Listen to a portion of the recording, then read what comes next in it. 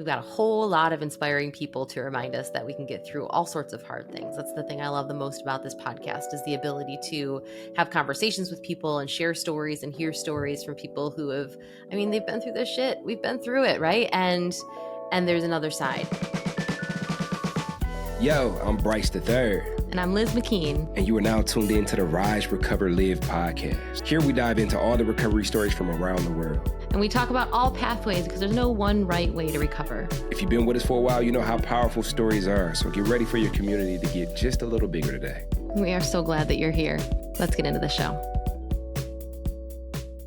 Welcome back to the podcast. I'm Liz, and it's just me today. So I know we've had an episode or two that's been just Bryce, and we certainly do interviews occasionally. That is just one of us and a guest. But this is pretty out of the ordinary and first time for me being on the mic with you, just us. And I'm delighted. I'm really, I'm excited to chat for a little bit. This will probably also be a little bit more of a snack-sized episode. So, whether you're on a commute or taking a walk or doing your dishes or anything else, I'm just naming the things that I do when I listen to podcasts. I'm really grateful to be able to spend a little bit of time with you. So I thought that a thing that might be helpful to talk about with me today is anxiety, but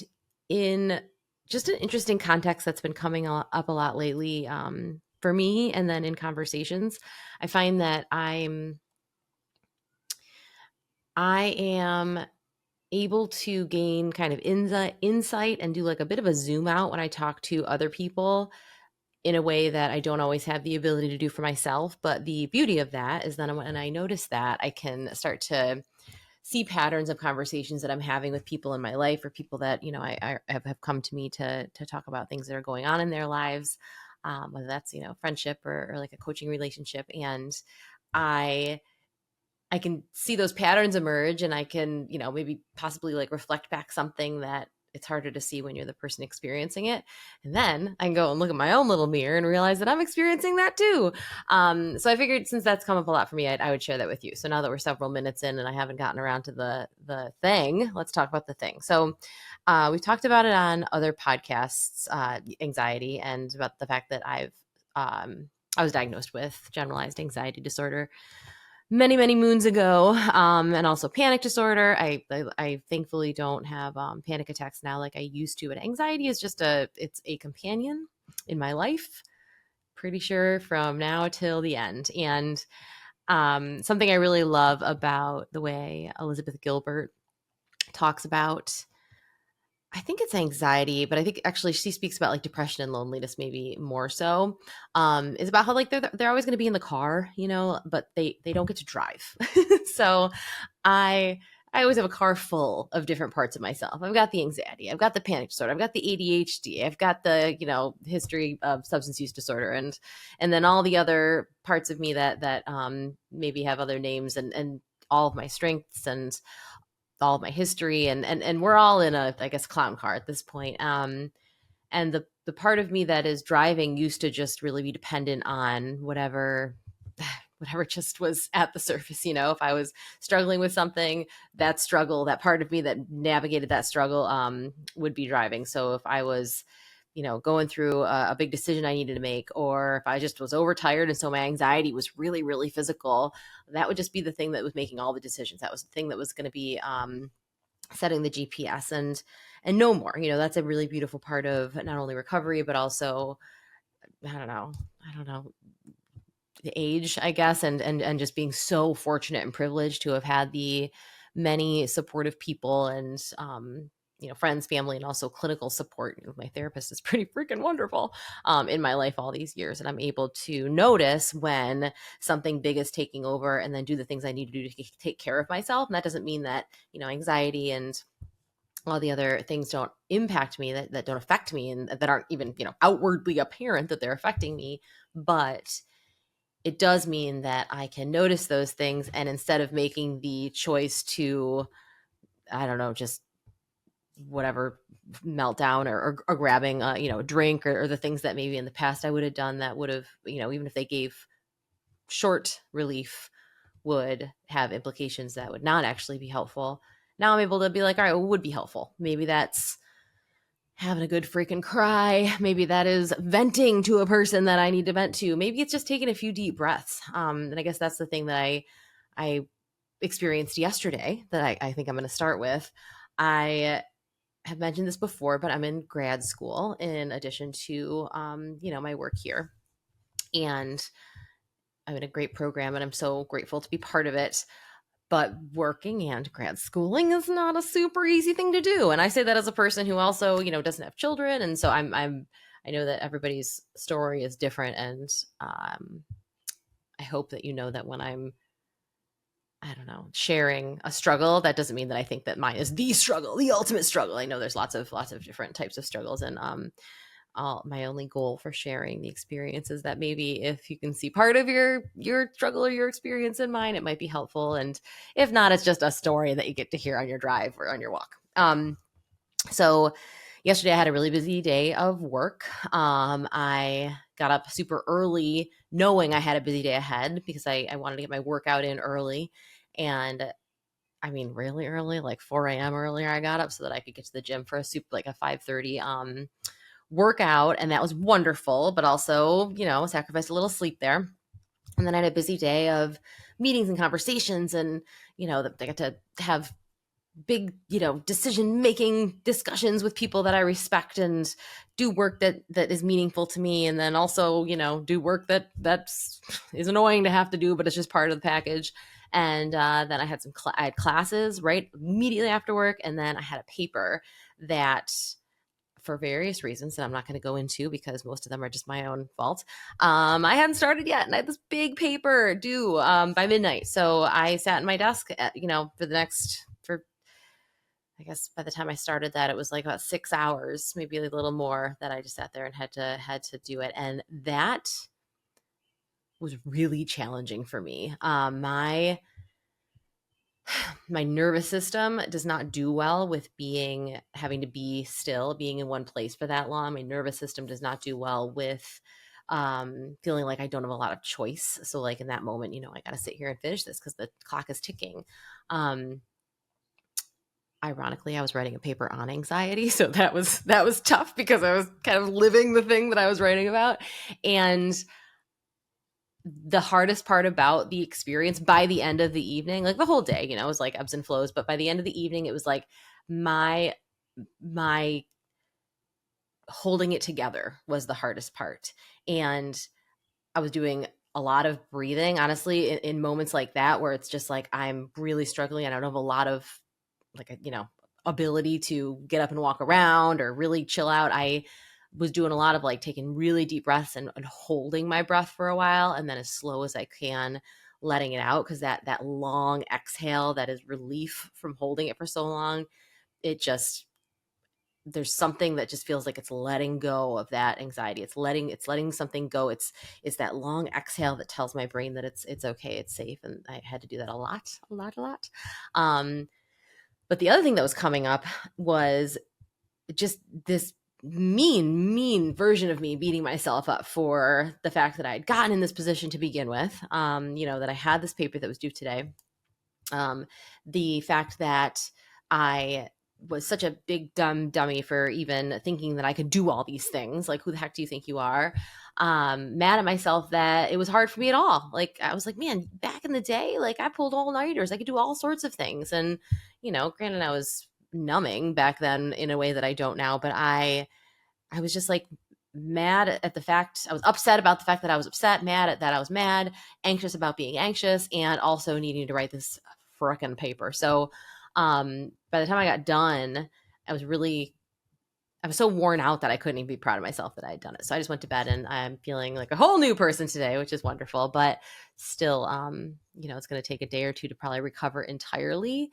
And I am really glad that I just said that out loud, because I'm going to say it again. It's going to take me a day or two to fully recover from that really long tense time. It's no tragedy befell me. There are much worse things happening in the world, even outside my very door, that than me having a long, busy day and having to write a paper and stay up later than I wanted to, like, psh, but that will affect me. That will affect me for several days. And when something comes across my, whether my desk or my life or my path that is a little stressful, I'm going to have a bigger reaction than normal to it. And it's not going to be helpful to be mad at myself about that, because that is just the way I do life. That is the way my body and my brain processes things. And being mad about it or ignoring it, pushing past it, it's never worked and it's not going to work now. So in real time, we're having this realization that I'm still in this moment of, yeah, I need to keep doing those deep breaths. Maybe not it's kind of like a rescue button that I push when I hold my breath and then slowly let it out. Like, I can just do slow breaths right now and have that be helpful. But my anxiety is it wants to take the wheel, and particularly when I'm a little sleep deprived, when I just had a really, relatively stressful day, it takes a couple of days of really taking good care of myself um, before it settles back in the back seat and stops reaching for the wheel. And so today my job is to notice when it reaches for the wheel, gently remove its hand from my wheel area, because otherwise I'm going to try to ignore it or try to pretend it's not happening or try to be mad at it, and we're either going to get in a screaming match, or it's going to grab that wheel and I'm going to have to like pry its little anxiety fingers off the wheel and shove it back into the back seat, and then the car's going to go off the road and it's just going to be a big disaster. And that metaphor went a little too far. Bryce isn't here to keep me contained. Anyway, so that brings me to the conversations that I've been having. I have had several interactions with people who are struggling, and they're just so mad at themselves for struggling.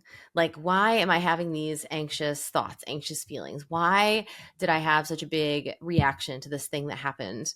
Because it wasn't like, whatever. Somebody sent me an email that was frustrating. Like, that didn't need to ruin my day, but it did. What is wrong with me? Did I let it ruin my day? And and then others that are having even, more intense symptoms, like struggling to sleep or having like, panic attack symptoms. And it's so interesting because every one of those conversations start with the person being just baffled. Like, why is this happening? Like, what's wrong with me? And by the end of the conversation, it's become apparent that it's like, well, you are doing, let's see, we're still counting like dozens of things.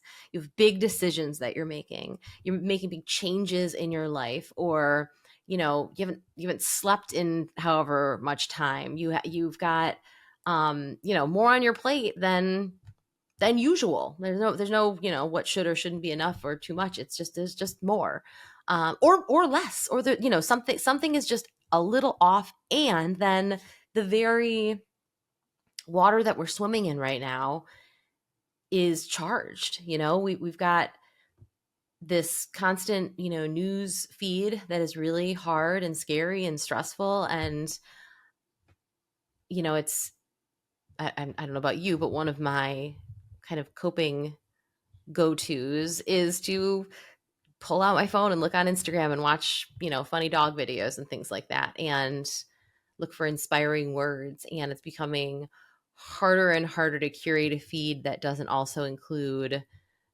harrowing, um, harrowing news, or people that are really upset and angry and hurt. And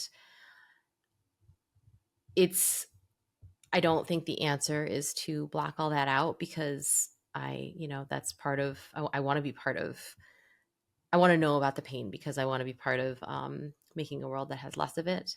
But we're no good to anybody if we're not taking care of ourselves. And that knowing that undercurrent is there, and that our kind of like foundational like level, like we wake up and are already a little probably more elevated if you're a person that is relating to any of this. And certainly if you're a person who has anxiety, then our baseline is just always higher. and then add in everything that's happening in the world, and it's really impossible not to have it even more elevated. So then when you start ticking off additional boxes, like, again, sleep, maybe there's something going on with your family, maybe, maybe have an injury. Gosh, all it takes is something going on with my shoulder and I can't do yoga, and suddenly, the sky is falling. And it really, all those things, it's like a thousand little cuts. And none of it might seem big and, capital T trauma enough to warrant the signals that your body's sending you.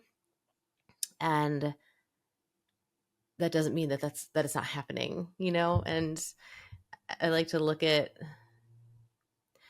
I encourage other people to do this, and I try to do it myself, where I, look at myself and those signals that they're coming from a place that's just trying to take care of me, right? It's like the signals, the messages that are coming from inside the house saying, stop, slow down, it's not safe, or run, or for, all the fight flight kind of things.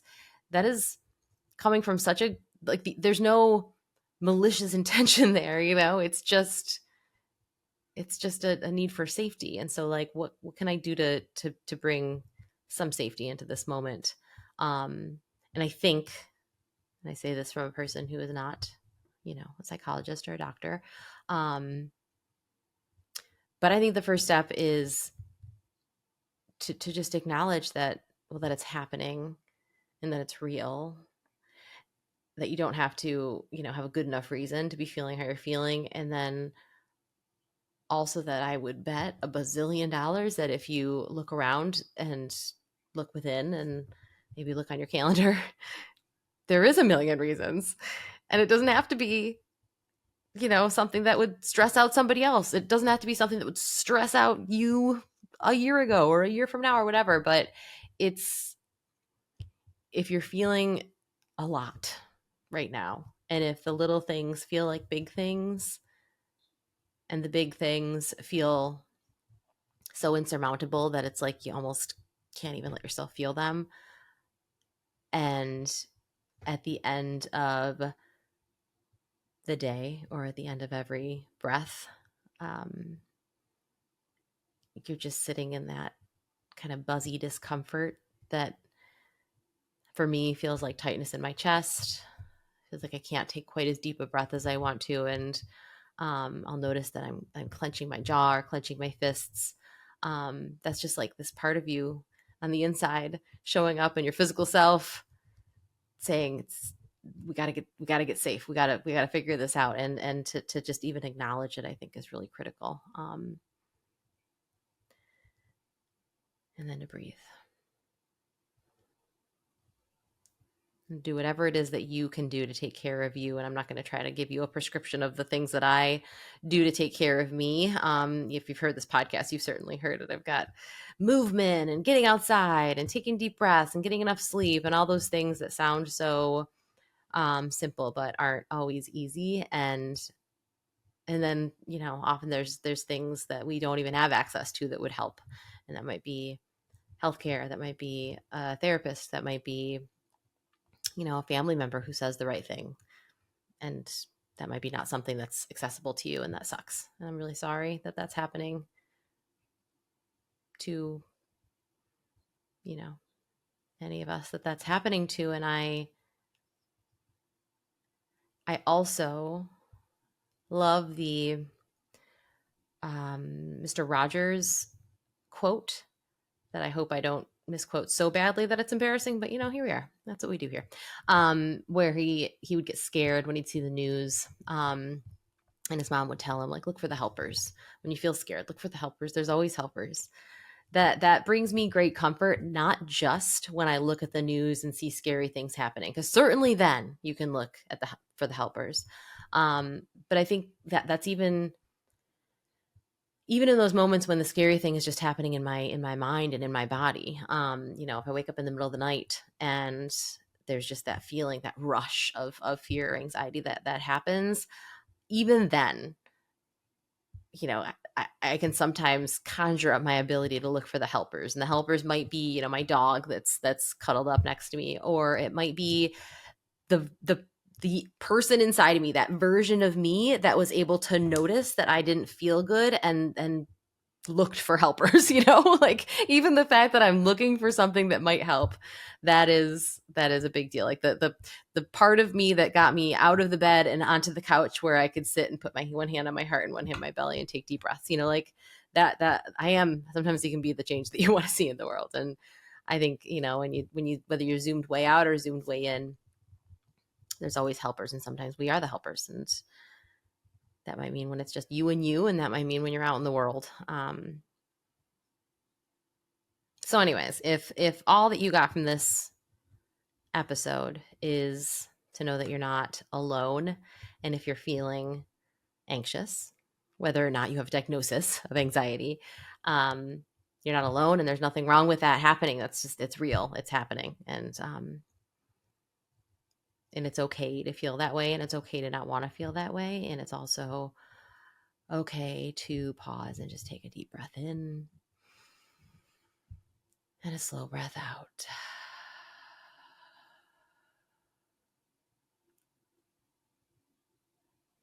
And then just remember that you're right here, right now. And even when it feels like you're all alone, you're not. And even if it feels really untenable right in this moment will pass, and we're going to get through it.